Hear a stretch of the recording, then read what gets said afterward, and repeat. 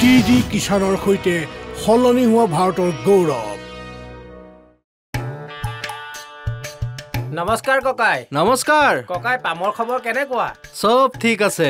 আমৰ খেতি কেনে হৈছে? সময়মতে আম পাৰিবলৈ নোৱাৰিলো। ভাল নহলে? হয়। চিন্তা নকৰিব ককাই, এইবাৰ ভাল নহলে কি হ'ব, আমি খেতি এৰি দিবতো নোৱাৰো। এতিয়া কৃষি চৌপালৰ মানুহ আহি আছে। হয়নে? গতিকে তেওঁলোকক বেগিঙৰ বিষয়ে সোধা যাওক। হয়। বেগিং যে হৈছে, আমৰ ওপৰত যে বেগ মেৰুৱা হৈছে, হয়। ইয়াক ক'ত আৰু কেনেকৈ বিচাৰি পালে? হয়।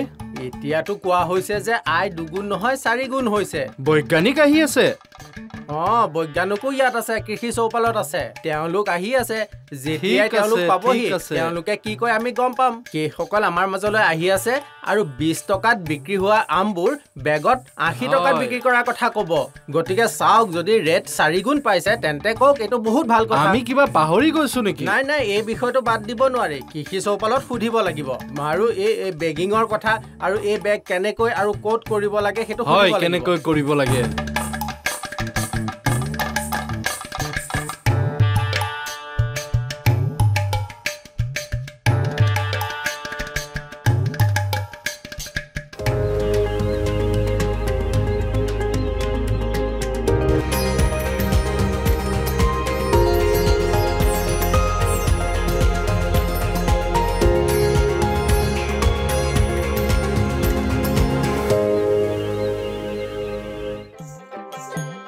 প্ৰায় 50 বছৰ হয়, 50 বছৰ নিশ্চয় এই আম গছজোপা বয়স। এইটো আকৰ্ষণীয়, ঠিক যেনেকৈ মানুহৰ বয়স বাঢ়ি যায় আৰু বয়সৰ লগে লগে স্বাস্থ্যজনিত সমস্যাৰ সন্মুখীন হয়। যেনেকৈ মানুহক অনেক ৰোগে আগুৰি থাকে, তেনেকৈ এই গছবোৰৰ ক্ষেত্ৰতো। এই গছবোৰ বিভিন্ন ৰোগৰ আক্ৰান্ত হয়, যিয়ে আমাৰ কৃষক বন্ধুসকলক অশান্তি দিয়ে। কিন্তু আমোদজনক কথাটো হ'ল, আমাৰ প্ৰযুক্তি, আমাৰ বিজ্ঞান ইমানেই আগবাঢ়িছে, কেৱল এই পুৰণি গছবোৰক পুনৰ ফলপ্ৰসূ কৰাই নহয়, সেইবোৰক প্ৰায় নতুন জীৱন দিয়া হৈছে। এই সকলোবোৰ তেওঁলোকে কেনেকৈ বুজিব, আজি আমাৰ কৃষি চৌপালত আমাৰ লগত আছে বিজ্ঞানীৰ বিশেষ পেনেল। বন্ধুসকল দূৰ দূৰণিৰ পৰা আহিছে, আমাৰ কৃষক বন্ধুসকলো এই আলোচনাত উপস্থিত। গতিকে অনুগ্ৰহ কৰি আহক, আমি তেওঁলোকক আদৰণি জনাইছোঁ।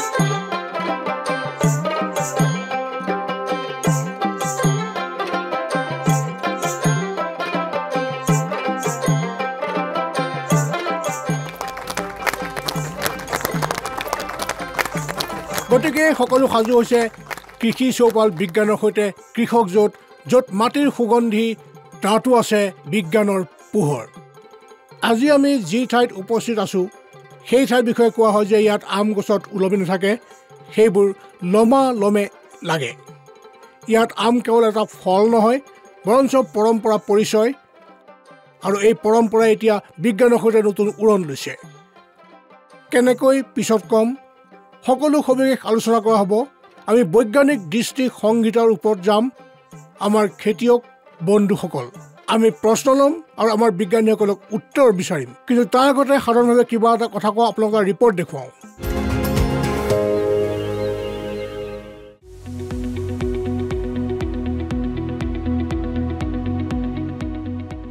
আম কেৱল এটা সোৱাদেই নহয়, ই এক সংলাপ। ই প্ৰজন্মক সংযোগ কৰে। ই কৃষক আৰু মাটিৰ মাজৰ বন্ধন সুদৃঢ় কৰাৰ লগতে প্ৰকৃতিক পৰম্পৰাৰ লগতে বান্ধি ৰাখে। আম এনেকুৱা এটা ফল যে খালে কেৱল মিঠাৰ সোৱাদ নহয়, অনুভৱ হয়। ৰসৰ প্ৰতিটো টোপৰত মধুৰতা থাকে। এই আমৰ সোৱাদ যিমান মিঠা, সিমানেই ইয়াৰ পৰিচয় উচ্চ।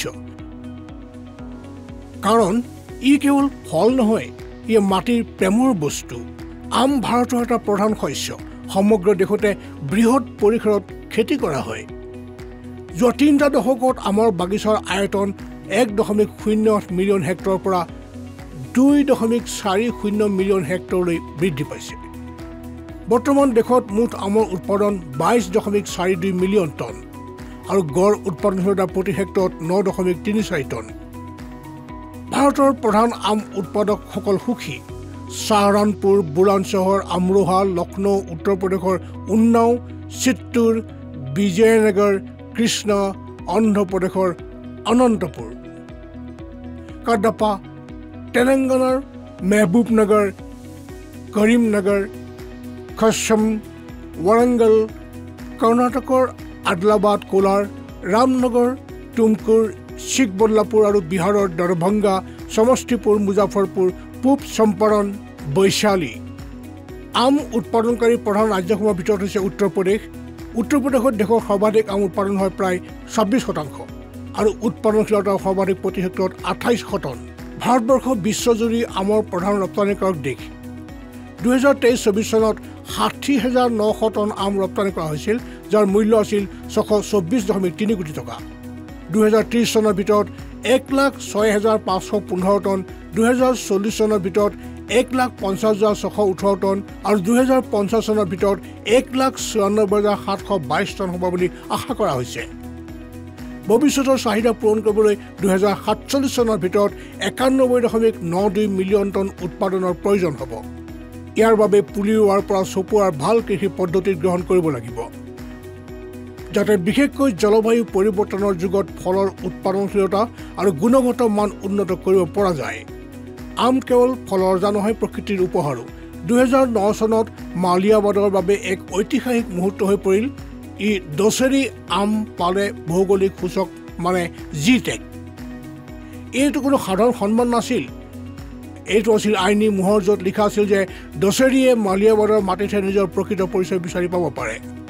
বেনাৰসৰ শাৰী হওক বা কাশ্মীৰৰ কেশৰ হওক বা দৰভংগাৰ মাখানা হওক, একেদৰে মালিয়াবাদৰ দশেৰীও অনন্য, অবিশ্বাস্য আৰু অনন্য।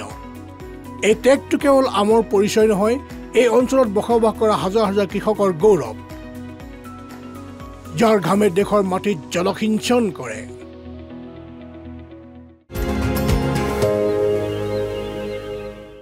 গতিকে আপুনি ৰিপৰ্টটো দেখিলে আৰু এটা অতি আমোদজনক কথা ওলাই আহিল যে আম এবিধ ফল। ইয়াৰ নিজা ঠিকনা আছে, যিয়ে তেওঁক পৃথিৱীত এক অনন্য পৰিচয় দি আছে। আচৰিত কথা নহয়নে? গতিকে এই কৃষি চৌপালত আৰু অধিক আমোদজনক কথা জানো আহক আমি আগবাঢ়ি যাওঁ আৰু ইয়াত উপস্থিত আমাৰ বিশেষ ব্যক্তি, আমাৰ বিশেষ অতিথিসকলৰ সৈতে আপোনালোক চিনাকি কৰাই দিওঁ। ডক্টৰ টি দামোদৰন ডাঙৰীয়া আমাৰ লগত আছে, যি ICER সঞ্চালক, চেণ্ট্ৰেল ইনষ্টিটিউট ফৰ ছাবট্ৰপিকেল হৰ্টিকালচাৰ। স্বাগতম ছাৰ। প্ৰিন্সিপাল চাইণ্টিষ্ট আপুনি ICER ছাৰ। আৰু আমাৰ লগত থকা সকলো কৃষক বন্ধু, যিসকল দূৰ দূৰৰ পৰা আহিছে, চৌপালত অংশ ল'বলৈ আহিছে, আপোনালোকক অতি আদৰণি জনোৱা হৈছে। আৰু আমিও আমাৰ বিজ্ঞানীসকলক আপোনাৰ প্ৰশ্নবোৰ সুধিম আৰু উত্তৰ দিবলৈ চেষ্টা কৰিম। গতিকে প্ৰথমে ডাক্তৰ ছাৰ, আপোনাৰ বাবে মোৰ এটা প্ৰশ্ন আছে। আমি আম পাতৰ কথা পাতিলোঁ, গতিকে এইটো কোৱা হয় যে আচল কথাটো হৈছে GI টেগটো। আমি আগৰ ৰিপৰ্টটোত উল্লেখ কৰিছোঁ, সেই বিষয়ে যদি আপুনি আমাক জনায়। GI টেগ এটা গুৰুত্বপূৰ্ণ বস্তু, যাক আমি ভৌগোলিক ইংগিত বুলি কওঁ। ক'ত খেতি কৰা হৈছে তাৰ ওপৰত নিৰ্ভৰ কৰি ইয়াৰ এটা সুকীয়া সোৱাদ থাকে। ইয়াৰ সোৱাদ বেলেগ হয় আৰু আন ক'ৰবাত একেই ধৰণৰ একেই সোৱাদৰ সেই বস্তুটো লাভ কৰিবলৈ সেই বস্তুটো উৎপাদন কৰিব নোৱাৰিব। যদি আপুনি ইয়াৰ পৰা উত্তৰ ভাৰতত আৰম্ভ কৰে, দশেৰীৰ, মালিয়াবাদ দশেৰী, তুমাৰ লাংৰা, বাৰাণসীৰ লাংৰা, যেনেকৈ ৰাতুল আছে, ৰাতুলৰ পিছত আমি এতিয়া চৌচাত GI টেগ পাব। আৰু আপোনাৰ গাৰ্জিততো ইয়াৰ আগত এইখন বিহাৰৰ এখন ৰাজ্য। বিহাৰত আমক জৰ্দালু বুলি জনা যায়। যেনেকৈ আপুনি পশ্চিমবংগলৈ যায়, তাত হিমসাগৰ, লক্কান বেগ। যেনেকৈ আপুনি মধ্য ভাৰতলৈ যায়, তাত আপোনাৰ মহাৰাষ্ট্ৰ, হাপুৰৰ আলফন্সো আছে, যি ৰপ্তানি হয়। আলফুৰৰ আলফন্সো আছে। আকৌ আপোনাৰ গুজৰাট আছে। গুজৰাটত আকৌ আপোনাৰ কেশৰ জাম্বু, কেশৰ GI টেগটো অলপ এইফালে আহিছে। বঙানপালি ইয়াৰ সৈতে মিল আছে, ইয়াৰ 12টা জাত আছে। ভূপালত আপোনাৰ সুন্দৰজা, মধ্যপ্ৰদেশত বহু প্ৰকাৰৰ GI টেগ লাভ কৰা হৈছিল। ইয়াৰ বিজয়ে কেৱল কৃষকক উপকৃত কৰাই নহয়, সমগ্ৰ দেশৰ বাবেও আয়ৰ সৃষ্টি কৰে। ইয়াৰ বাণিজ্যিক মূল্য বৃদ্ধি পায়।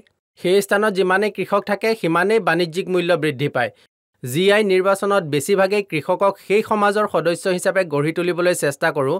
GI টেগৰ ভিতৰলৈ আহি এই কামটো কৰক। কেৱল নিয়মীয়া বজাৰতে নহয়, আমাৰ স্থানীয় বজাৰতো ইয়াৰ বাবে এটা সুকীয়া দাম পোৱাটো সম্ভৱ কৰি তোলক। ঠিক আছে, এই সকলোবোৰ মৌলিক কথা। এতিয়া মূল কথালৈ আহোঁ। মূল কথাটো হ'ল, যেতিয়া এজন খেতিয়কে গছ গছনি কিনিবলৈ যায়, তেতিয়া গতিকে আৰম্ভ কৰোঁ যেতিয়া উদ্ভিদলৈ পৰিণত হয় আৰু তাৰপিছত লাহে লাহে গছলৈ বাঢ়ি যায়।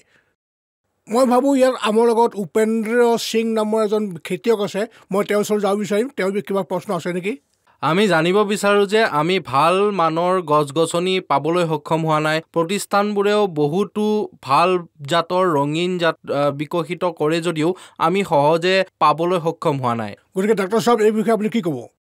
তেওঁ যি প্ৰশ্ন কৰিছে সেয়া অতি উচ্চমানৰ প্ৰশ্ন হয়, কাৰণ আজিকালি নাৰ্চাৰিয়াঙৰ মাজভাগত ভাল মানৰ গছ বিচাৰি পোৱাটো বৰ কঠিন হৈ পৰিছে। তেওঁৰ বাবে আমাৰ ভাৰত চৰকাৰে NHB নেশ্যনেল হৰ্টিকালচাৰ বৰ্ডৰ অধীনত এক নতুন পদক্ষেপ আৰম্ভ কৰিছে। নৰচিৰাঙে স্বীকৃতি লাভ কৰে কৃষকে ইয়াত ঘূৰি ফুৰিব নোৱাৰে। প্ৰতিজন কৃষকে প্ৰথমে নিজৰ গছজোপাক য'তেই নাৰ্চাৰীলৈ নিব বিচাৰে তাৰ HB ৰেটিং পৰীক্ষা কৰিব লাগিব। আমি যেনেকৈ আমাজনত আন বস্তু ক্ৰয় কৰাৰ সময়ত দেখা পাওঁ গছ গছনিৰ বাবেও ৰেটিং আছে। 4ৰ ভিতৰত ৰেটিং কিমান হ'ব? যদি ৰেটিং 3টালৈ বৃদ্ধি পায় তেন্তে ইয়াক নাৰ্চাৰীৰ এটা ভাল গুৰুত্বপূৰ্ণ অংশ বুলি গণ্য কৰা হয়। বিশুদ্ধ উদ্ভিদ দিয়াৰ ক্ষেত্ৰত ইহঁতৰ গুৰুত্বপূৰ্ণ ভূমিকা আছে। আমাৰ ৰাজ্যত ক'ৰ পৰা পাম? আমি এতিয়ালৈকে আমাৰ সংগঠনৰ পৰা আপোনালোকক দি আহিছোঁ। প্ৰতি বছৰে আমি প্ৰায় 4 বছৰলৈ কমেও 2 লাখ পুলি উৎপাদন কৰি কৃষকক গুণগত গছপুলি যোগান ধৰোঁ। আমাৰ দেশৰ প্ৰয়োজন হৈছে 2 কোটি আৰু আমাৰ এতিয়া হৈ আছে 2 লাখ। এই কামটো পূৰণ কৰিবলৈ আমি ৰাজহুৱা ব্যক্তিগত অংশীদাৰত্বৰে এই কাম কৰিলোঁ। আমি মাত্ৰ কাম আৰম্ভ কৰিছোঁ আৰু বহু নাৰ্চাৰীৰ সৈতে চুক্তি কৰি ইয়াক উপলব্ধ কৰাৰ পৰিকল্পনা কৰিছোঁ। ইয়াৰ আন এটা দিশৰ দৰে এই নতুন ধৰণৰ প্ৰশ্নটো হ'ল আপোনাৰ ৰঙীন প্ৰজাতিটো ক'ত আছে? কাৰণ আমাৰ সমাজত নিজেই কেৱল 4টা প্ৰজাতি নাই যিবোৰ ৰঙৰ বৈচিত্ৰ্যৰ পৰা আহৰণ কৰা হৈছে, যেনে অম্বিকা, অৰুণিকা, নিৰ্ভীকতা আৰু সমৃদ্ধি।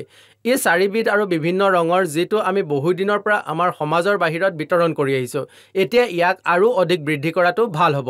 আমি নাৰ্চাৰী বাছি লৈ তেওঁলোকৰ সৈতে বুজাবুজিৰ চুক্তি স্বাক্ষৰ কৰিলোঁ, যেনেকৈ আমি জেন আৰু ছত্তীশগড়ৰ সৈতে এখন নাৰ্চাৰীৰ সৈতে কৰিছিলোঁ। আমি বিচাৰিছিলোঁ আমাৰ ৰঙীন জাতবোৰ সমগ্ৰ ভাৰততে বিয়পি যাওক আৰু ইয়াৰ বাবেও আমি অধিক মূল্য পাব পাৰোঁ। আৰু মোৰ পৰৱৰ্তী প্ৰশ্ন আপোনাৰ ডক্টৰ PC ত্ৰিপাঠী ছাৰ। প্ৰশ্নটো আচলতে ইয়াতে জড়িত ডাক্তৰ চাহেবে কোৱা কথাখিনি বঢ়াই দিয়া বা তাত নতুন প্ৰশ্ন যোগ কৰা যে গছ গছনিৰ উৎপাদনশীলতা আৰু উন্নত মানদণ্ড উন্নত কৰাত সহায়ক হোৱা আঁচনিৰ সন্দৰ্ভত ইয়াত চৰকাৰৰ কি সম্পৰ্ক আছে, যেনে কেনেকৈ বাছনি কৰিব লাগে আৰু কৃষকসকলৰ হাতত কেনেকৈ দিব পাৰি? চাওক, প্ৰতিটো গছৰ বিশেষত্ব চাওক। পোক পৰুৱাৰ দ্বাৰা হোৱা ৰোগ এটা ডাঙৰ সমস্যা আৰু ইয়াৰ বাবে ফল উৎপাদনৰ উৎপাদনশীলতা আৰু গুণগত মান দুয়োটাতে প্ৰভাৱ পৰে। আৰু কৃষকসকলে যি লোকচান ভুগিব পাৰে সেয়া 10ৰ পৰা 30% পৰ্যন্ত হ'ব পাৰে। আৰু সেইকাৰণে আমাৰ বৰ্তমানৰ নীতি বা আমাৰ প্ৰযুক্তিসমূহ যথেষ্ট নহয়। পৰ্যাপ্ত পৰিমাণৰ অপতৃণমুক্ত আৰু কীট পতংগমুক্ত উদ্ভিদ যোগান ধৰিবলৈ সক্ষম হৈছোঁ। সেইবাবে ভাৰত চৰকাৰে 2022-23 চনৰ বাজেটত 2200 কোটি টকাৰ ব্যৱস্থা কৰিছে আৰু ইয়াৰ ভিতৰত দেশত নতুন ৰোপণ কৌশল বিক্ৰী ব্যৱস্থা কৰা হৈছে। ইয়াৰ ভিতৰত ভাৰত চৰকাৰৰ কৃষি মন্ত্ৰালয়, ভাৰতীয় কৃষি গৱেষণা প্ৰতিষ্ঠান আৰু ভাৰতীয় ভগৱান বোৰ্ড অন্তৰ্ভুক্ত। আত্মনিৰ্ভৰ স্বচ্ছ উদ্যোগ প্ৰকল্প নামৰ এক যৌথ পদক্ষেপ চৰকাৰে চলাই আছে, যিটো ক্লিন প্লাণ্ট প্ৰগ্ৰেম বুলি কোৱা হয়। ইয়াৰ অধীনত আমাৰ প্ৰায় সমগ্ৰ দেশতে কেন্দ্ৰ আছে। আমাৰ 9টা চেণ্টাৰত ইয়াক সংস্থাপন কৰা হৈছে আৰু ইয়াৰ অধীনত প্ৰায় 12টা প্ৰধান শস্য আছে যিবোৰ আমাৰ মূল শস্য। উদ্যোগ নিৰ্মাণৰ সুবিধা গঢ়ি তুলিব, জীৱনৰ শৃংখলাৰ বীজবোৰ পৰ্যাপ্ত সংখ্যাত উৎপন্ন হ'ব। ইয়াৰ লগে লগে এই পুলিবোৰ 75খন বৃহৎ নাৰ্চাৰীক দিয়া হ'ব। এই ডাঙৰ ডাঙৰ নাৰ্চাৰীবোৰ স্থাপন কৰিবলৈ চৰকাৰেও সাহায্য আগবঢ়াব। তেতিয়া কৃষকসকলেও ইয়াৰ পৰা উপকৃত হ'ব। চৰকাৰে ক'ৰবাত নহয় ক'ৰবাত ডাঙৰ ৰোডমেপ বনাইছে। আপুনি ক'বলৈ চেষ্টা কৰিছে যে এইটো আৰম্ভ হ'বলৈ ওলাইছে। আহকচোন আমাৰ লগত আৰু এজন খেতিয়ক পৱন কুমাৰ ডাঙৰীয়া, তেওঁ নিজৰ প্ৰশ্নটো সুধিব। ছাৰ, মোৰ নাম পৱন কুমাৰ। মই ঢকুৱা মালিহাবাদ অঞ্চলত বাস কৰোঁ। মোৰ প্ৰশ্ন হ'ল ছাৰ, তেনে কোনো ধৰণৰ আৰু কৌশল আছে নেকি য'ত কম সাৰুৱা মাটিটো অধিক আম উৎপাদন কৰিব পৰা যায়? এতিয়া আপুনি পৰিৱেশ সলনি হোৱাৰ লগে লগে কি হয় চাব পাৰিব। আপোনাৰ তাপ একক বৃদ্ধি পায় আৰু গ্ৰীষ্মকালত উষ্ণতা বৃদ্ধি পায়। তাৰ বাবে অপাৰেশ্যনৰ বাবে মাটিৰ তলৰ অংশত আমাৰ শিপা বিয়পি পৰে, তাত চল্ট জমা হ'বলৈ আৰম্ভ কৰে। সেইটো মনত ৰাখিব, সকলো বাৰীতে এনেকুৱা হয়। আনকি উত্তম বাগিচাটো ফলৰ আকাৰ সৰু হৈ পৰে আৰু ইয়াত যদি ৰোপণ কৰিব লাগে তেন্তে মাটিও এনেধৰণৰ হ'ব লাগে যে ই উৰ্বৰ হ'ব লাগে। এই কথাটো মনত ৰাখি, দূৰদৰ্শিতাক মনত ৰাখি ভিতৰৰ পৰাও ৰেলীখন বহুত ভাল দেখাবলৈ ধৰিলে।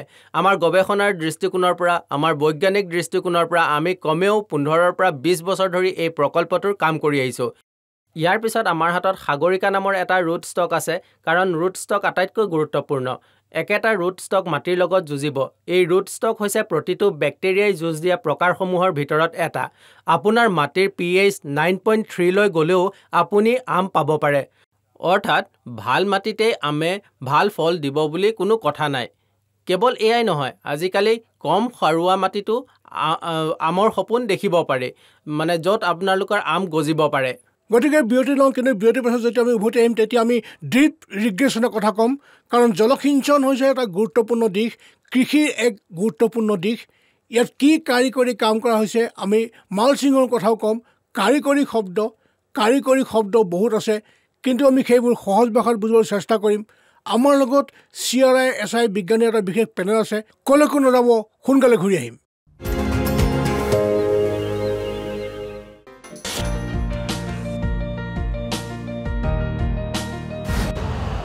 यूरिया का स्वदेशी उत्पादन 70 लाख टन बढ़ाने के लिए 6 उर्वरक संयंत्रों का उद्धार किया जा रहा है।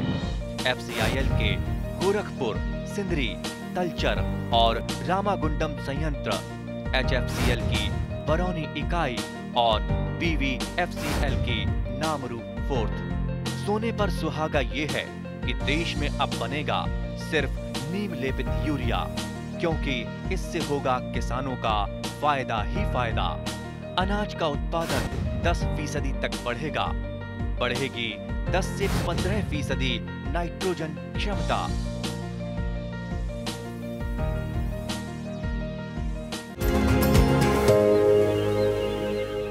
আৰু বিৰতিৰ পাছত পুনৰ স্বাগতম। আপুনি কৃষি চৌপালক চাই আছে। আমি ফলৰ ৰজা আমৰ কথা কৈছোঁ, যিটো দেশৰ আটাইতকৈ জনপ্ৰিয় ফল। গৌৰৱ আছে আৰু এই গৌৰৱ এতিয়াও অক্ষত থাকিব। যেতিয়া এই ৰজাৰ স্বাস্থ্য ভাল থাকিব, সুস্থ থাকিব, আৰু এই ৰজা সুস্থ আৰু সুস্বাস্থ্যৰে থাকিব, তেতিয়াই ইয়াক আধুনিক প্ৰযুক্তিৰে ইয়াৰ চিকিৎসা কৰা হ'ব। যেতিয়া গছ গছনিবোৰ কলম কৰা হয়, যেতিয়া মাটি পৰীক্ষা কৰা হয়, তেতিয়া ড্ৰিপ জলসিঞ্চন কৰা হয়, তেতিয়া মালচিঙৰ প্ৰতি গুৰুত্ব দিয়া হয়।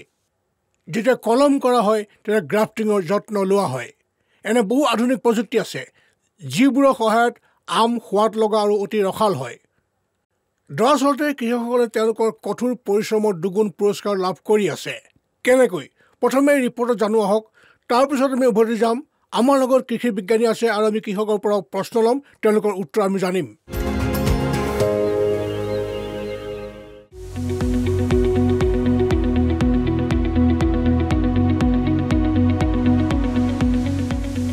গ্ৰীষ্মমণ্ডলীয় আৰু উপ গ্ৰীষ্মমণ্ডলীয় জলবায়ুত আমাৰ খেতি ভাল। সমুদ্ৰ পৃষ্ঠৰ পৰা 600 মিটাৰ উচ্চতা ইয়াৰ বাবে ভাল বুলি ধৰা হয়।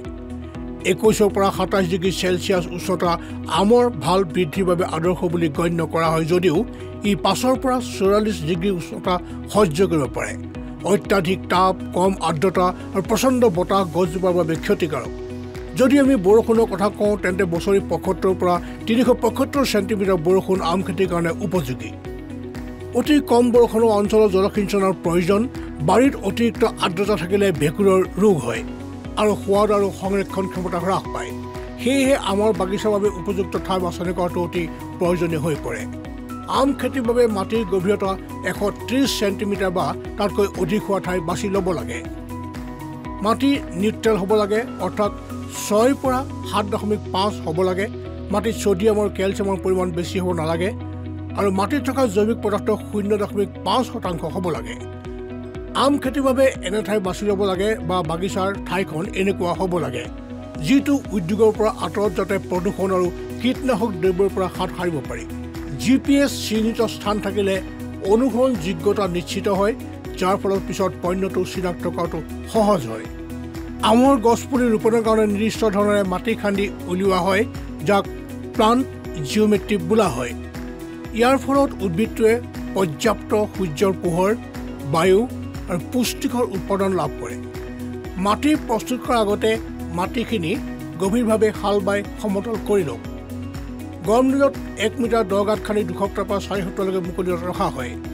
গছজোপা গাঁতটোৰ মাজত ৰাখক আৰু নিশ্চিত কৰক যে ক্ৰাফটিং অংশটো মাটিৰ ওপৰত থাকে। কেৱল বিশ্বস্তৰীয় গৱেষণাৰ পৰা 1 বছৰ পুৰণা ক্ৰাফটেড পুলিহে লগাব। গছজোপা গাঁতটোৰ মাজত ৰাখক আৰু নিশ্চিত কৰক যে ক্ৰাফটিং অংশটো মাটিৰ ওপৰত থাকে। গছজোপাৰ চাৰিওফালে এটা সৰু নলা বহাই লগে লগে জলসিঞ্চন কৰিব লাগে। মাটিৰ পৰীক্ষা আৰু ড্ৰিপ জলসিঞ্চন আম খেতিৰ ক্ষেত্ৰত এক বৈপ্লৱিক পৰিৱৰ্তন আনিছে। আম গছজোপাক সঠিকভাৱে ফল দিবলৈ হ'লে নিয়মিতভাৱে সাৰ আৰু গোবৰ দিব লাগে। যদি গছৰ বয়স 1 বছৰ হয়, তেন্তে 10ৰ পৰা 15 কেজি গৰুৰ গোবৰ, 100 গ্ৰাম নাইট্ৰোজেন, 50 গ্ৰাম ফচফৰাছ, 100 গ্ৰাম পটাছৰ প্ৰয়োজন হয়। যদি গছৰ বয়স 5 বছৰ হয় তেন্তে 30-40 কেজি গৰু গোবৰ, 500 গ্ৰাম নাইট্ৰোজেন, 250 গ্ৰাম ফচফৰাছ, 500 গ্ৰাম পটাছৰ প্ৰয়োজন হয়। ফল মূলৰ গছ যাৰ বয়স 10 বছৰ, গৰুৰ গোবৰ 50 পৰা 60 কেজি, নাইট্ৰোজেন 1 কেজি, ফচফৰাছ 500 গ্ৰাম, পটাছ 1 কেজি। জলসিঞ্চনৰ লগতে জুন জুলাই মাহত শস্যৰ বৰষুণৰ আগতে সাৰ প্ৰয়োগ কৰিব লাগে। জিংক, বৰণ, আইৰণ আদি ট্ৰেছ পুষ্টিকৰ উৎপাদনৰ প্ৰয়োজন হয়। তত স্প্ৰে কৰিব লাগে। আমৰ বাগিচাত সদায় কলম দি পৰিষ্কাৰ পৰিচ্ছন্নতা বজাই ৰাখিব লাগে। পুৰণি শুকান ৰুগীয়া ডাল কাটিব লাগে। প্ৰতি বছৰে লঘু কলমে গছৰ আকাৰ বজাই ৰখাত সহায় হয় আৰু উন্নত ফল পোৱা যায়। উচ্চ ঘনত্বৰ বাগিচাত সূৰ্যৰ পোহৰ গভীৰলৈ সোমাব পৰাকৈ কলম কৰাটো অধিক গুৰুত্বপূৰ্ণ। আমৰ খেতিত ব্যৱহৃত এক কৌশল গ্ৰাফটিং, যিয়ে উৎপাদন বৃদ্ধি কৰাই নহয়, উৎপাদনৰ বৃদ্ধিটো সহায় কৰে।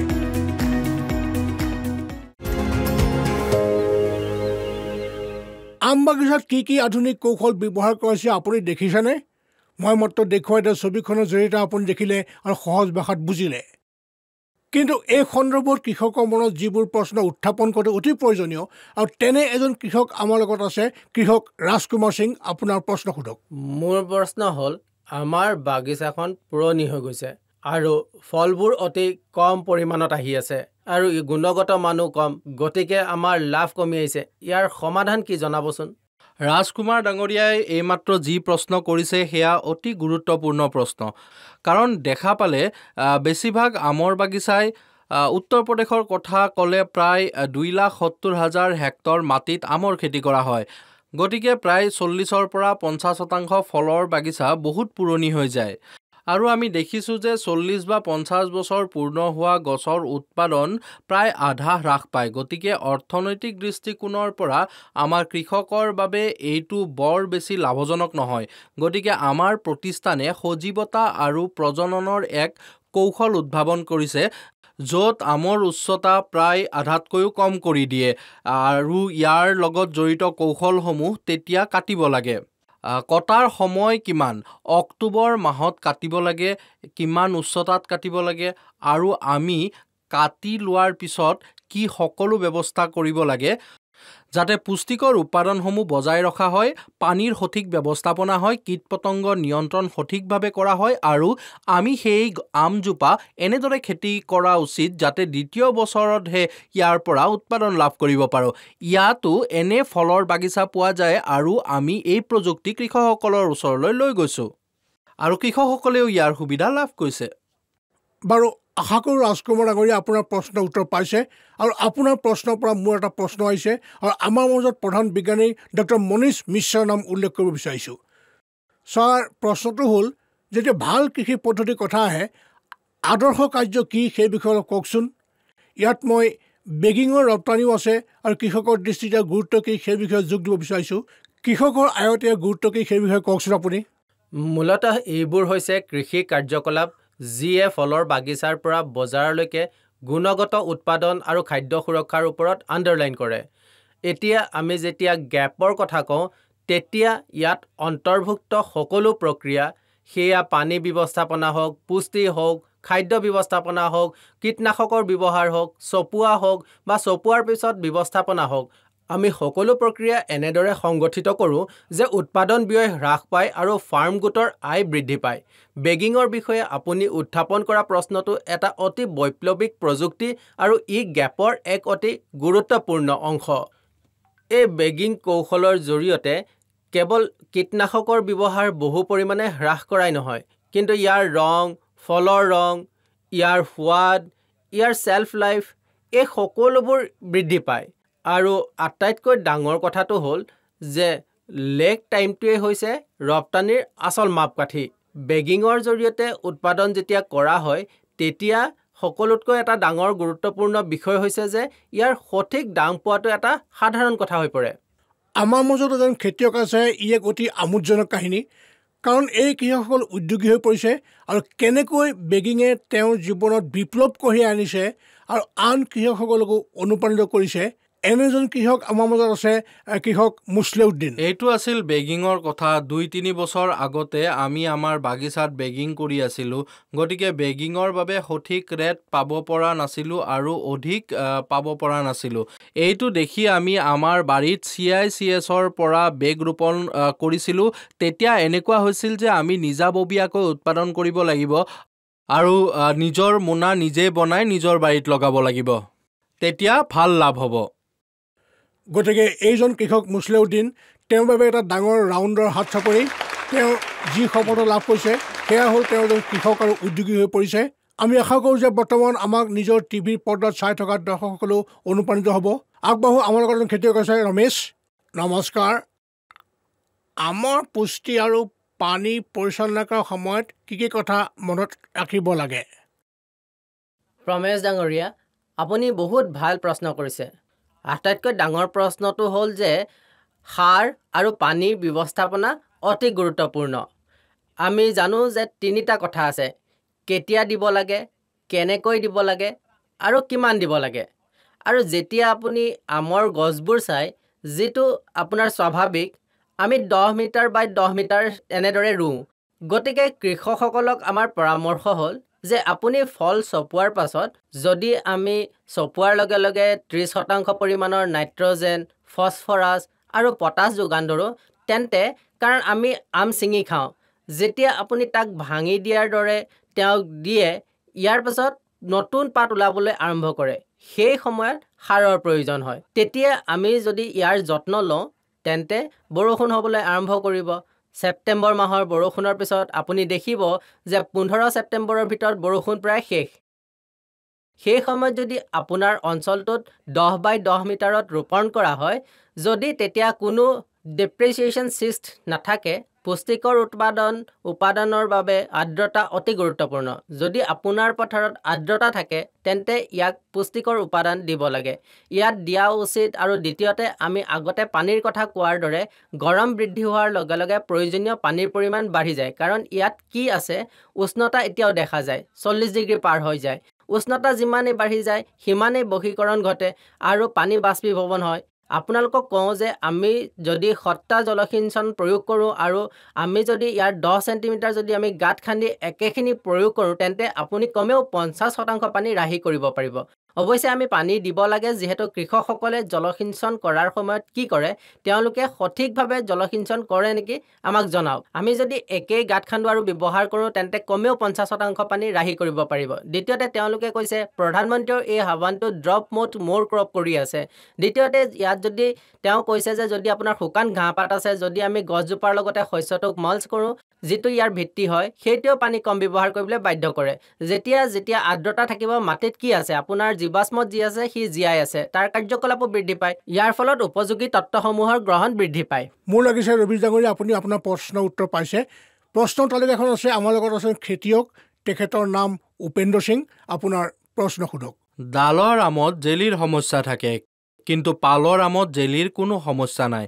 গতিকে এই জেলি সমস্যা কেনেকৈ সমাধান কৰিব? কৃষকে প্ৰায় যি কৰে সেয়া হ'ল আমবোৰ পকিবলৈ গছত এৰি দিয়া। আম পকিবলৈ গছত এৰি দিয়া নহয়। আম ছিঙিবলৈ সঠিক সময় আছে। সৰু সৰু ফল হোৱা প্ৰায় 3 মাহ পিছত আম পকাৰ আগতে ছিঙিব লাগে। গতিকে আমি জেলিৰ বহু সমস্যা সমাধান কৰিব পাৰোঁ। তৃতীয়তে, আমৰ ফল ছেট কৰাৰ 2 মাহৰ পিছত যদি কেলছিয়াম স্প্ৰে কৰে, তেন্তে এই সমস্যাটো ভাল হোৱাত সহায় কৰে। আৰু এটা ডাঙৰ গুৰুত্ব যিটো আমাৰ সহকৰ্মী মনীষ ছাৰে আমাক কৈছিল, যে বেগিঙৰ জৰিয়তে আমি বিচাৰি পাইছোঁ যে আমি জেলি চিটৰ সমস্যা অতি ভালদৰে সমাধান কৰিব পাৰোঁ। আমাক চোৱা চিতা কৰা লোকসকলেও নিশ্চয় বুজি পাইছে যে জালৰ সমস্যাৰ সমাধান কেনেকৈ পোৱা যায়। কিন্তু আন এটা প্ৰশ্ন কুন্দন হ'ল, যেতিয়া দক্ষ সম্পদ ব্যৱস্থাপনাৰ কথা আহে, ইয়াত স্মাৰ্ট ব্যৱস্থাপনাৰ সম্ভাৱনা কি? আমি কৃষি উদ্যান শস্যত কি সম্ভাৱনা দেখিবলৈ পাওঁ? আপোনাৰ প্ৰশ্ন বহুত ভাল কাৰণ আমি নতুন সময়ৰ লগত খোজ মিলাব লাগিব আমি যি আম খেতি কৰি আছো তাত নতুন নতুন কৌশল সংযোজন কৰিব লাগিব কাৰণ আমি দেখা আটাইতকৈ ভাল কথাটো হ'ল আমি যদি নতুন কৌশল যোগ কৰোঁ যাক আমি স্মাৰ্ট বুলি কওঁ যদি আমি তাত সেন্সৰ ব্যৱহাৰ কৰোঁ মাটিত কিমান আৰ্দ্ৰতা আছে যদি আমি সেন্সৰৰ জৰিয়তে ইয়াৰ সঠিক হিচাপ পাওঁ তেন্তে আমি জলসিঞ্চনৰ সঠিক ব্যৱস্থাপনা কৰিব পাৰোঁ আমি অধিক জলসিঞ্চন কৰিম নতুবা আমি কম জলসিঞ্চন কৰিম সেয়া গম পাম এতিয়া যদি আমি সেন্সৰ বা বতৰৰ সূচক লগাই দিছোঁ তেন্তে আমি মোবাইল ফোনত এপ এটাৰে সংযোগ কৰিব পাৰোঁ আৰু আমাৰ কৃষক বন্ধুসকলে দেখিব পাৰে ঘৰত বহি আমাৰ শস্যৰ অৱস্থা কি আমি তেওঁলোকক পানী দিয়াৰ প্ৰয়োজন আছেনে কি আমি এতিয়া পুষ্টিকৰ উপাদান আশা কৰিব লাগিব এতিয়া কীটনাশকৰ দৰকাৰ আছে নেকি যদি কীটনাশক দিব লাগে তেন্তে কেনেকৈ কৰিব লাগিব আৰু কি যোগাৰ কৰিব লাগে কৃষকৰ বাবে কোৱা হয় যে প্ৰতিটো প্ৰযুক্তি তেওঁলোকৰ হাতত উপলব্ধ আৰু তেওঁলোকে ইয়াক অতি সহজে ব্যৱহাৰ কৰিব পাৰে তেওঁলোকৰ খৰচো হ্ৰাস পাব পাৰে আৰু তেওঁলোকৰ আয়ু বৃদ্ধি পাব পাৰে ডাক্তৰ কুন্দন কিশোৰ ছাৰে স্মাৰ্ট আৰু আমোদজনক বহু কথা কৈছে মোৰ ফালৰ পৰা ইয়াত কিছু কথা যোগ কৰিব বিচাৰিছোঁ যিটো কৃষক বন্ধুসকলৰ বাবে খুব উপকাৰী হ'ব পাৰে আচলতে আজিৰ সময়ত আমি কৃত্ৰিম বুদ্ধিমত্তাৰ কথা কওঁ কৃষক বন্ধুসকলেও নিশ্চয় এই কথাবোৰ শুনিছে বৰ্তমান সময়ত আগতে আমি কৰা কামবোৰ আগতে আমি হাতেৰে কৰিছিলোঁ আজিকালি আমি ড্ৰোন প্ৰযুক্তি ব্যৱহাৰ কৰি আছোঁ আমাৰ বাগানত গতিকে ড্ৰোন প্ৰযুক্তিৰ আটাইতকৈ ডাঙৰ সুবিধাটো হ'ল যে যেতিয়া আমি ইউনিফৰ্ম এটা আপলোড কৰিব পৰা অৱস্থাত থাকিম আমাৰ যদি এনেকুৱা কিছুমান কীটপতংগ বা ৰোগ আছে যদি আমি আমৰ কথা কওঁ তেন্তে ইয়াৰ ওপৰ অংশত কিছুমান তাত পোক পৰুৱা কীটপতংগ আছে যিবোৰ আমি দৰৱ দিব নোৱাৰিছিলোঁ কিন্তু আজি আমাৰ হাতত থকা ড্ৰোন প্ৰযুক্তিৰে যদি আমি এইটো পোক পৰুৱা বা ৰোগ যিবোৰ সহজে আমাৰ হাতৰ মুঠিত নাছিল আমি ইয়াক স্প্ৰে কৰি সেই সময়ত মাৰিব পাৰোঁ আমি সেইবোৰ নাইকিয়া কৰিব পাৰোঁ ড্ৰোনৰ দ্বিতীয় বৃহৎ ব্যৱহাৰ হৈছে এইটো যে বৰ্তমান য'ত কাৰ্যসূচী চলি আছে য'ত আমাৰ সকলো কৃষক বন্ধু গোট খাইছে ই এখন ডাঙৰ বাগিচা ইয়াৰ কোনো এজোপা গছ যদি কোনো ৰোগ বা পোক পৰুৱাত আক্ৰান্ত হৈছে সেয়া চিনি পোৱাটো বৰ কঠিন গতিকে এই ব্যৱস্থাত আজিকালি ড্ৰোনত এনেকুৱা প্ৰগ্ৰেমিং হৈছে যদি আমি সেই ড্ৰোনখন উৰিয়াওঁ তেন্তে আমাৰ সংক্ৰমিত উদ্ভিদ নে ইয়াৰ কীটপতংগৰ বাবে নে পুষ্টিৰ অভাৱত বা যিকোনো ৰোগৰ কাৰণ ই চিনাক্ত কৰিব পাৰে গতিকে আমি এজোপা গছক লক্ষ্য কৰি তৎক্ষণাত আমাৰ চিকিৎসা আৰম্ভ কৰিব পাৰোঁ গতিকে আমি সেই গছজোপা সহজে বচাব পাৰোঁ দ্বিতীয় কথাটো মই নিশ্চিতভাৱে মোৰ কৃষক বন্ধুসকলক ক'ব বিচাৰিছোঁ সেয়া হ'ল আজি আমাৰ ভাৰত চৰকাৰে ড্ৰোন ক্ৰয়ৰ বাবে অনুমোদন জনাইছে কৃষক বন্ধু ভণ্টিহঁতক দিয়া হৈছে এক বৃহৎ ৰাজসাহায্য কোনো কৃষক বন্ধু বান্ধৱীয়ে যদি ড্ৰোন কিনিব বিচাৰে চৰকাৰে 40% পৰ্যন্ত ৰাজসাহায্য দিছে এছাম কৃষক বন্ধুক আৰু আমাৰ কৃষক বন্ধু যিসকল SC ST শ্ৰেণীৰ অন্তৰ্গত চৰকাৰে 50% ৰাজসাহায্য দিছে আমাৰ লগত এজন খেতিয়ক আছে কৃষক অৰবিন্দ কুমাৰ আপোনাৰ প্ৰশ্ন সোধক মোৰ প্ৰশ্ন হৈছে আমত ভাল ফুল ফুলাৰ পিছত অতি কম ফলৰ উৎপাদন হয় এইটো এটা ডাঙৰ সমস্যা আমি বিশ্বাস কৰোঁ যে আমৰ পৰাগযোগ প্ৰক্ৰিয়া কৰবাত অভাৱ হৈছে আৰু হয়তো আমি বেছিকৈ কীটনাশক ব্যৱহাৰ কৰিছোঁ বা সঠিক সময়ত ব্যৱহাৰ কৰা নাই এই পোকবোৰৰ ওপৰত ইয়াৰ আধিপত্য থকাৰ বাবে উৎপাদন বেছি নহয় আন এটা কাৰণ হ'ব পাৰে যে আমি এতিয়াও ইয়াৰ ওপৰত কাম কৰি আছোঁ আন এটা কাৰণ হ'ব পাৰে উষ্ণতা বৃদ্ধি হঠাতে উষ্ণতা বৃদ্ধি হ'লে পৰাগযোগ কমি যায় আৰু কম ফল ছেদ হয় এইবাৰো দেখা গৈছে পৰাগযোগ বহু কমি গৈছে আৰু ফলৰ সংখ্যা কম হৈছে এই দুয়োটা কথাৰ লগত এইটো জড়িত হৈ আছে আমাৰ পৰিৱেশত ফলৰ উৎপাদন কম হোৱাৰ এটা ডাঙৰ কাৰণ হৈ পৰিছে এয়া ডাক্তৰ সাহেব আপুনি বহুত ভাল কথা কৈছে আমাৰ কৃষি চৌপাল তুংগত আছে আৰু ভৱিষ্যতেও কৃষি চৌপাল চলি থাকিব আৰু এতিয়া সময় হৈছে খন্তেক বিৰতিৰ তাৰপিছত পুনৰ লগ হ'ম মানয়ন মুনি দেউতাৰ মাজনী হৃদয় যায় জিনি এই ঘৰৰ জীয়ৰী প্ৰতিখন ঘৰৰে প্ৰত্যেকৰ হৃদয়তে ঠাই পোৱা আমুল তাজা সদায় ফ্ৰেছ এই ঘৰৰ জীয়ৰী This is no ordinary sky. This is where legends are born. Clear to space transition. Roger. Re-engaging heat. In the vast expanse above, the Indian Air Force reigns. Unseen, unstoppable, unmatched. Join the Indian Air Force to be a cut above. মাৰ্ণয়ন মুনি দেউতাৰ মাজনী হৃদয় যায় চিনি এই ঘৰৰ জীয়ৰী প্ৰতিখন ঘৰৰে প্ৰত্যেকৰ হৃদয়তে ঠাই পোৱা আমুল তাজা সদায় ফ্ৰেছ এই ঘৰৰ জীয়ৰী किसान भाइयों गांठ बांध लो बात बहुत है काम की समृद्धि के पैगाम की मिट्टी के मिजाज को समझो मिट्टी के हर राज को समझो मिट्टी की तुम जांच कराओ मुफ्त सॉइल हेल्थ कार्ड ले जाओ कभी मुनासिब बीज लगाओ सही किस्म की खाद ले आओ जितनी जरूरी उतनी डालो सही मात्रा खुद पहचानो इसको अपना मंत्र बना लो मिट्टी की सेहत तो जानो बात बहुत है काम की कम लागत अधिक वरदान की किसान भाइयों गांठ बांध लो आज ही मिट्टी की जांच कराएं राज्य सरकार के कृषि अधिकारी से संपर्क करें और मुफ्त में सॉइल हेल्थ कार्ड पाएं कृषि और किसान कल्याण मंत्रालय द्वारा किसान हित में gold standard with Amul gold बनाओ गोल्ड स्टैंडर्ड वाला मिल्क केक और just enjoy a glass full blend करो स्ट्रॉबेरी का milk shake make it gold standard with Amul gold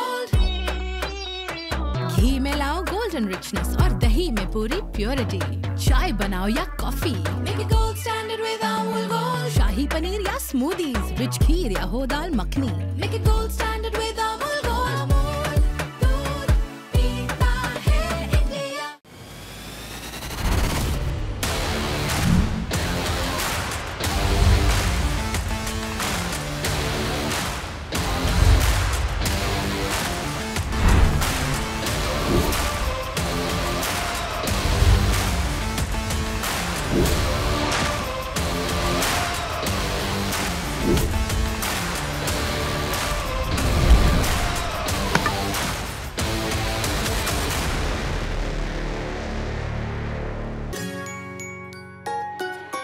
মাৰ্ণয়ন মুনি দেউতাৰ মাজনী হৃদয় যায় চিনি এই ঘৰৰ জীয়ৰী প্ৰতিখন ঘৰৰে প্ৰত্যেকৰ হৃদয়তে ঠাই পোৱা আমুল তাজা সদায় ফ্ৰেছ এই ঘৰৰ জীয়ৰী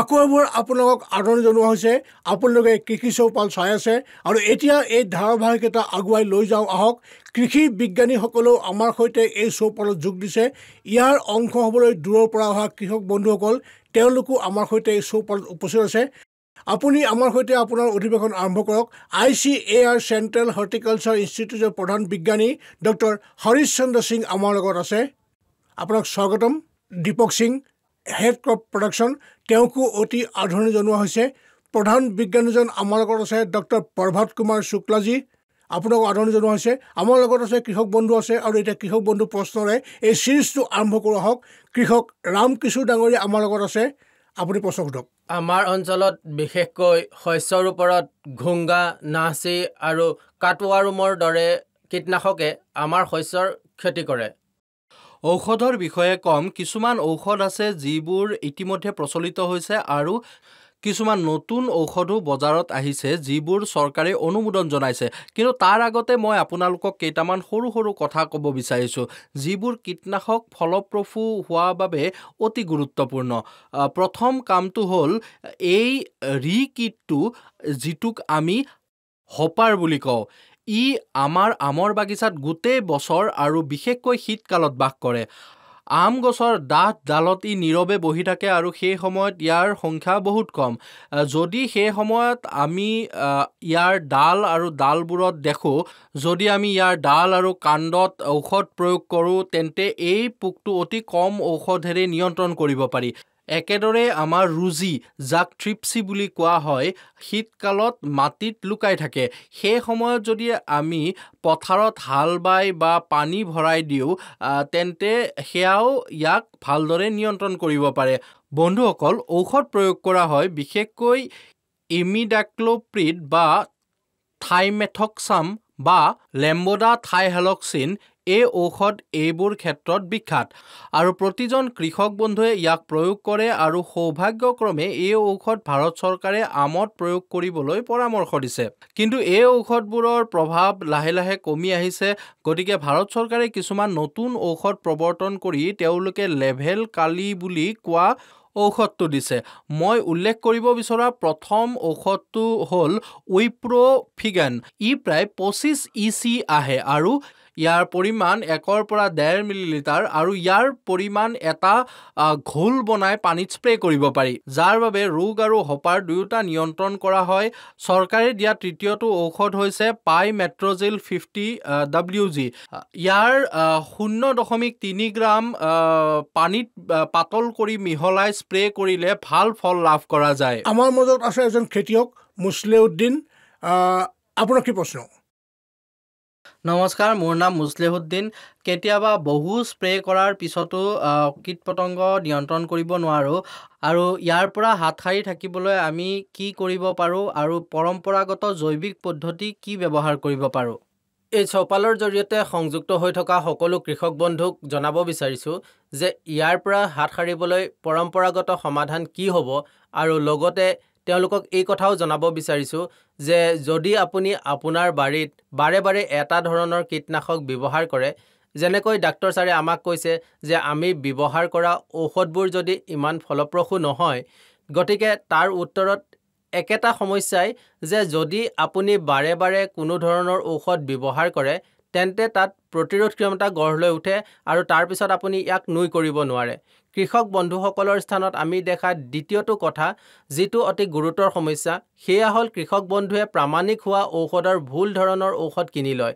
বিজ্ঞানীসকলে সদায় কয় যে আপুনি সঠিক ঔষধ ব্যৱহাৰ কৰিব লাগে সঠিকভাৱে ব্যৱহাৰ কৰিব লাগে সঠিক পৰিমাণত আৰু সঠিক পদ্ধতিত ব্যৱহাৰ কৰিব লাগে যদি ইয়াত কিবা ভুল থাকে তেন্তে আপোনাৰ ঔষধ ফলপ্ৰসূ নহ'ব গতিকে আপোনালোক কৃষক যিসকল বন্ধু আছে যদি আপোনালোকৰ স্থানীয় অঞ্চলত কৃষি বিজ্ঞান কেন্দ্ৰ আছে তেন্তে আপোনালোকে তেওঁলোকৰ সৈতে যোগাযোগ কৰিব লাগে যাতে আপুনি তেওঁলোকৰ পৰা তথ্য লৈ সংৰক্ষণ কৰিব পাৰে ঠিক আছে এই কথাটো আৰু আগুৱাই লৈ গৈ মই ডাক্তৰ ছাৰক এটা প্ৰশ্ন সুধিব বিচাৰিছোঁ প্ৰশ্নটো হৈছে আমৰ ফলৰ পৰা আম গছজোপাত পচিবলৈ আৰম্ভ কৰে এইটো এটা বৰ সাধাৰণ সমস্যা যিটো আমি দেখিবলৈ পাইছোঁ এইটো এটা ডাঙৰ সমস্যা যিটো মই দেখিছোঁ ফলৰ ক'লা পৰা সমস্যাটো অতি ভয়াৱহ আৰু ইয়াৰ প্ৰত্যক্ষ সম্পৰ্ক বাৰিষাৰ লগত আছে কেতিয়াবা জুন মাহতো বৰষুণ হয় ইয়াৰ বাহিৰেও কেতিয়াবা বাৰিষা সোনকালে আহে এনেহ'লে ফলবোৰ বহুত ক'লা পৰে ইয়াৰ আৰু আন এটা ডাঙৰ কাৰণ হৈছে গছজোপাৰ পাতত কিমান ক'লা ভেঁকুৰ আবদ্ধ হৈ থাকে ইয়াৰ বাহিৰেও মাটি কিমান জমা হয় কাৰণ বৰষুণ দিলে ভেঁকুৰটো ফলৰ পৰা ওপৰত আহি এটা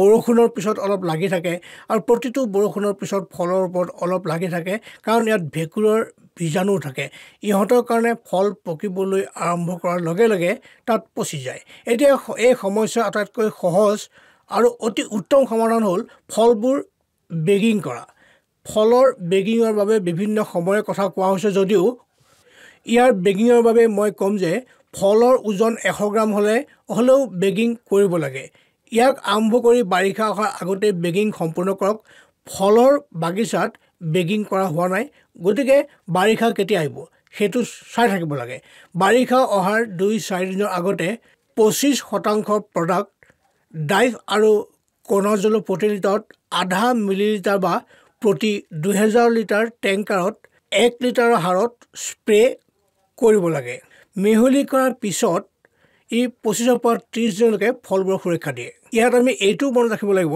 যে আমি ফলবোৰৰ ওজন কৰা কমেও 25 দিন আগতে ইয়াক স্প্ৰে কৰিব লাগে নহ'লে ইয়াৰ অৱশিষ্টখিনি ফলবোৰ থাকিব আৰু সেইবোৰ ৰপ্তানিৰ কাৰণে উপযোগী নহ'ব খেতিয়কৰ ওচৰত যাওঁ হওক খেতিয়কৰ প্ৰশ্নবোৰ লওঁ বুলাঞ্চৰৰ পৰা ৰাম প্ৰকাশ ত্যাগী হয় আমাৰ মাজত আছে কি সুধিব ছাৰ আপোনাৰ প্ৰশ্ন সোধক ছাৰ আমাৰ অঞ্চলত আম গছবিলাক শুকাই গৈছে ইয়াৰ পৰা পৰিত্ৰাণ পোৱাৰ উপায় জনাওকচোন প্ৰথম অৱস্থাত আপোনালোক সকলোৱে জনা উচিত যে এই ৰোগ ভেঁকুৰৰ দ্বাৰা হয় গোটেই গছজোপা শুকাই একেলগে মৰিলেও বা প্ৰতিটো ডাল শুকাই গ'লেও এই ভেঁকুৰে শিপাতে সংক্ৰমণৰ সৃষ্টি কৰে।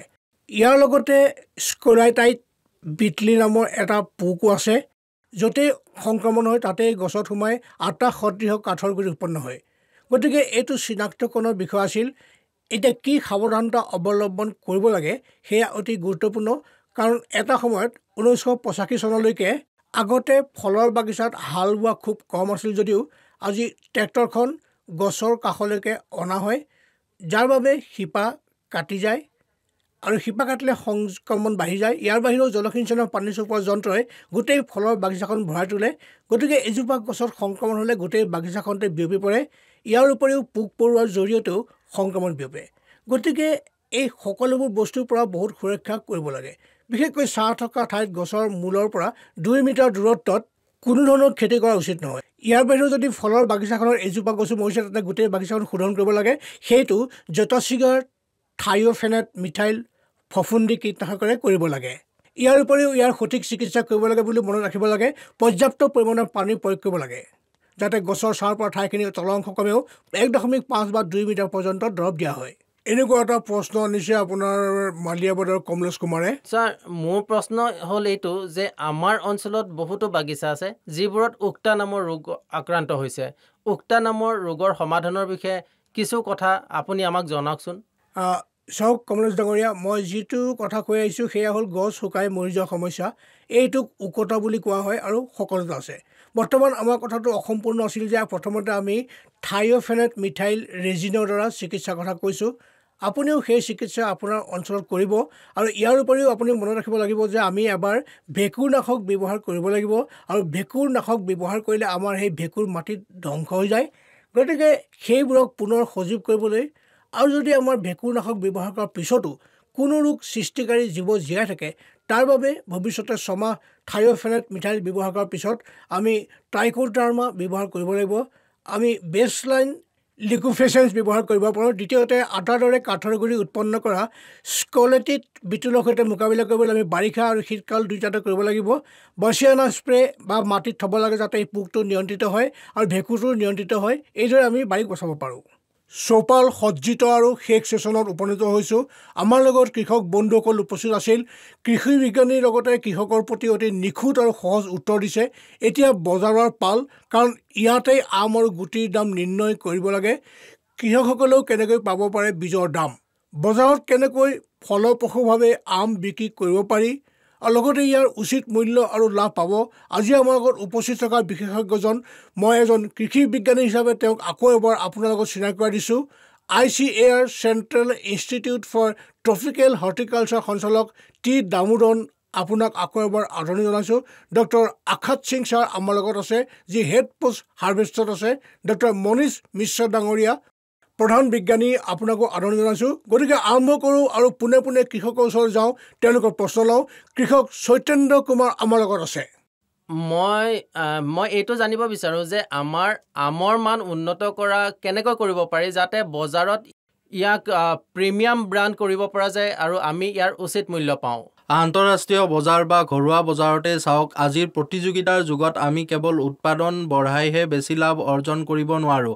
ইয়াৰ বাবে যদি আমি গুণগত মানৰ বা ব্ৰেণ্ডিঙৰ কথা কওঁ, তেন্তে 3-4টা কথা মনত ৰখাটো অতি প্ৰয়োজনীয়। গুণগত মানৰ লগত স্বচ্ছতা, পৰিষ্কাৰ পৰিচ্ছন্নতাও আছে। পৰিষ্কাৰ পৰিচ্ছন্নতা মানে পৰিষ্কাৰ পৰিচ্ছন্নভাৱে উপস্থাপন কৰা। ইয়াৰ পিছত আপোনাৰ এটা আস্থা আছে, আপোনাৰ ব্ৰেণ্ড আৰু আপোনাৰ প্ৰডাক্টৰ বিশ্বাসযোগ্যতা থাকিব লাগে। দ্বিতীয়তে, চপোৱাৰ পাছত ব্লকত পৰিবহণ কৰাৰ পৰিৱৰ্তে যদি আমি আমাৰ ফাৰ্মত নিজেই গ্ৰেডিং কৰোঁ, তেন্তে আমি যিখন বজাৰলৈ পঠিয়াইছোঁ সেই বজাৰ অনুসৰি গ্ৰেড পৃথক কৰি পৰিবহণ কৰোঁ। যদি আপুনি বক্সিঙৰ বাবে GI টেগ কৰে, তেন্তে এই GI টেগে আপোনাৰ সামগ্ৰীৰ বিশ্বাসযোগ্যতা বৃদ্ধি কৰি আন্তঃৰাষ্ট্ৰীয় বজাৰত সুকীয়া ব্ৰেণ্ডৰ সৃষ্টি কৰিব। মোৰ লগত ভাৰতীয় আম উৎপাদক সংস্থাৰ উপসভাপতি DK শৰ্মা আছে।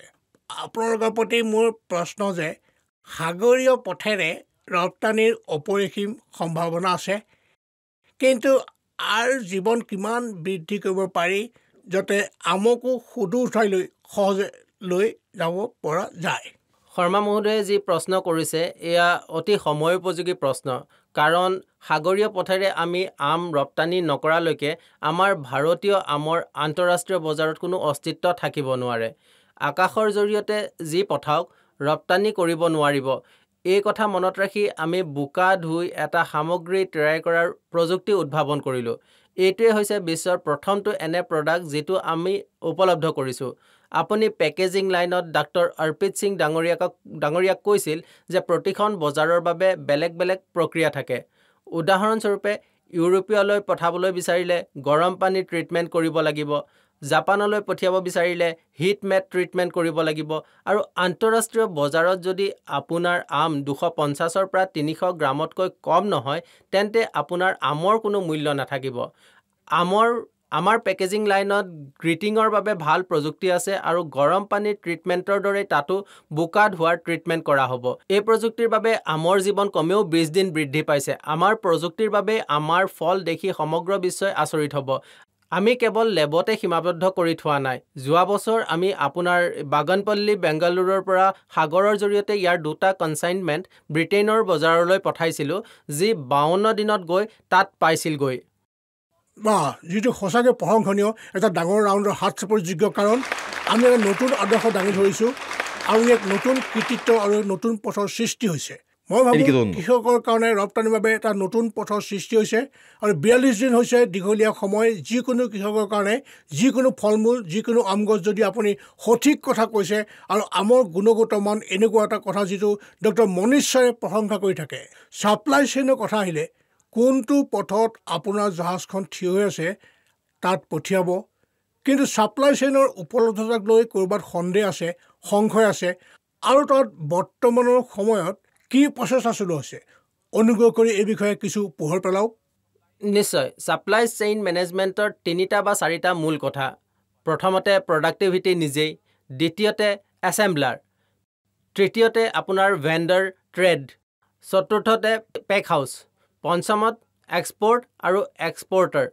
এই সকলোবোৰ পইণ্টক একেলগে সংযোগ কৰাটো ছাপ্লাই চেইন মেনেজমেণ্টৰ এটা অতি গুৰুত্বপূৰ্ণ কথা। ইয়াৰ লগতে আমৰ পেকেজিং, ইয়াৰ প্ৰচেছিং আৰু ইয়াৰ ব্ৰেণ্ডিং, এটা প্ৰযুক্তিৰ জৰিয়তে এই সকলোবোৰ বস্তুৰ প্ৰয়োগ। আমাৰ হাতত আছে এটা দক্ষ ছাপ্লাই চেইন ব্যৱস্থাপনাৰ ব্যৱস্থা কৰা হৈছে। ভুৱন সমৰ ডাঙৰীয়া, আপুনি ঠিক কথা কৈছে। আপুনি পেকেজিং লাইনত থকা ব্যৱস্থাও সম্পূৰ্ণ যান্ত্ৰিকৰণ হ'ব লাগে যদি আমি আমৰ ক্ষেত্ৰখন চাওঁ, কাৰণ বিজ্ঞানসন্মতভাৱে চালে ই ক্লাইমেট ফুড ছিঙি লোৱাৰ লগে লগে ই অতি বেগেৰে পকিবলৈ আৰম্ভ কৰে। গতিকে এই বস্তু পেকেজিং লাইনত উপনীত হোৱাৰ সময়লৈকে যদি ইয়াৰ সকলো প্ৰক্ৰিয়া যান্ত্ৰিকভাৱে কৰা হয় তেন্তে মুক্ত শীতল কৰাৰ কথা, উষ্ণতা কমাই অনাৰ পিছত যদি কৃষকে তাৰ ফাৰ্মত ডেলিভাৰী দিলে আৰু 3 দিনৰ পৰা 4 দিন আম ৰাহি কৰিব পাৰে। দ্বিতীয়তে পৰিবহণৰ সময়ত ইয়াক ৰুফাৰ ফ্যানত 12 পৰা 13 ডিগ্ৰী উষ্ণতাত ৰখাৰ প্ৰয়োজন হয় বা ইয়াত বহু শক্তি প্ৰয়োজন হয়।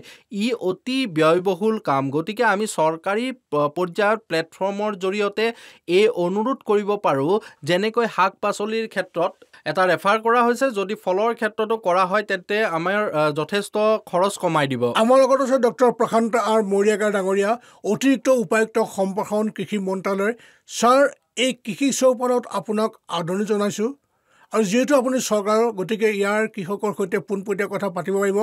প্ৰশ্ন হয়, উদ্যান শস্যৰ উন্নয়নৰ কাৰণে কি প্ৰচেষ্টা চলোৱা হৈছে? আমাৰ কৃষক বন্ধুসকলক আপোনাৰ বিষয়ে অলপ ক'ব পাৰিবনে, যাতে তেওঁলোকে আগলৈ চিন্তা কৰি দিশ নিৰ্ণয় কৰিব পাৰে? যদি মই কওঁ যে ৰাষ্ট্ৰীয় উদ্যান শস্য অভিযান 2014 চনৰ পৰা চলি আছিল, ইয়াক বহু সংশোধন কৰি বহু উপাদান সংযোজন কৰা হৈছে যি কৃষকসকলক বহুত উপকৃত কৰিছে। ই কৃষকক বহু দিশত সহায় কৰে, কেৱল আমৰ বাবেই নহয়, আন উদ্যান শস্যৰ বাবেও, যাৰ বাবে চৰকাৰে উৎপাদন আৰু উৎপাদনশীলতা বৃদ্ধিৰ বাবে প্ৰচেষ্টা চলাইছে।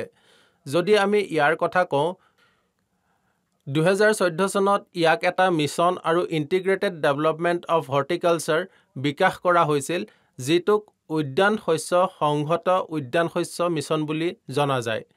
যদি আমি ইয়াৰ উপাদানসমূহৰ কথা কওঁ বা আমি কৃষকৰ বাবে কৰা কামৰ কথা কওঁ, তেন্তে আমি কৃষকসকলক কেনেকৈ উচ্চমানৰ ৰোপণ সামগ্ৰী যোগান ধৰিব পাৰোঁ তাৰ ওপৰত বিশেষ গুৰুত্ব দিয়া হৈছে। দ্বিতীয়তে আমি কৃষকৰ সৈতে আমৰ বিষয়ে আলোচনা কৰি থকাৰ বাবে পুৰণি মজুত কেনেকৈ সম্পূৰ্ণৰূপে পুনৰ উদ্ধাৰ কৰিব পাৰি সেই বিষয়েও আলোচনা কৰা হৈছে আৰু ইয়াৰ ওপৰতো কাম কৰা হৈছে আৰু এইটো এটা গুৰুত্বপূৰ্ণ কাম। তৃতীয়তে কোল্ড ভেলু চেইনৰ সৈতে জড়িত আন্তঃগাঁথনিৰ ওপৰত গুৰুত্ব দিয়া হৈছে আৰু আমি বজাৰলৈ বাগিচাৰ কথা কওঁতে ইয়াত বিপণনকো গুৰুত্ব দিয়া হৈছে। কৃষকসকলকো তথ্য প্ৰদান কৰা হয় আৰু মানৱ উন্নয়ন সম্পদ যিটোৰ বাবে প্ৰশিক্ষণ দিয়া হয়। গতিকে প্ৰশিক্ষণৰ জৰিয়তে আমি ৰাজ্য চৰকাৰক দ্বিতীয়টো সহায় আগবঢ়াইছোঁ। এতিয়া কৃষকৰ সকলো ভাই ভনীলৈ মোৰ এইটোৱে অনুৰোধ যে তেওঁলোকে জিলা উদ্যান শস্য বা ব্লক পৰ্যায়ৰ উদ্যান শস্যৰ কাৰ্যালয়ৰ পৰা এই আঁচনিৰ বিষয়ে সৰ্বাধিক তথ্য গ্ৰহণ কৰি তেওঁলোকে এই আঁচনিৰ সৰ্বাধিক সুবিধা লাভ কৰিব পাৰে। গতিকে আজিৰ কৃষি চৌপালত সেইখিনিয়ে আলোচনা হৈছিল। আমি আমৰ কথা পাতিলোঁ, আমি আমৰ মিঠাইৰ কথা পাতিলোঁ, কিন্তু মিঠাৰ সমান্তৰালকৈ যেতিয়া আমি পৰস্পৰৰ সৈতে আগবাঢ়োঁ তেতিয়া উৎপাদনো বৃদ্ধি কৰিলোঁ। বাৰীৰ পৰা বজাৰলৈকে কথা পাতিলোঁ, যদিও ষ্টাইলটো বিশেষ আছিল।